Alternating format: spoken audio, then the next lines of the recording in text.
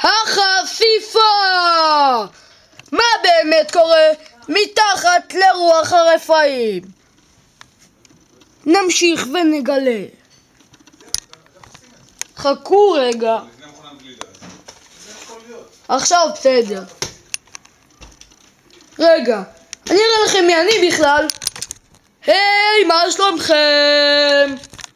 אוקיי, עכשיו תראו מה באמת קורה מתחת לשמיכה. עם איזה דבר, עם זה. מה זה? זה תופס דברים סתם. אוקיי, עכשיו תראו. הוא ישן.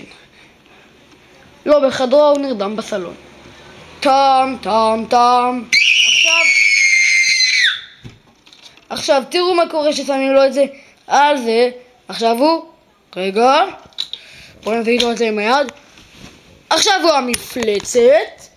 עכשיו הוא הבן אדם שמתחת למפלצת. עכשיו הוא המפלצת. הוא בן אדם שמתחת.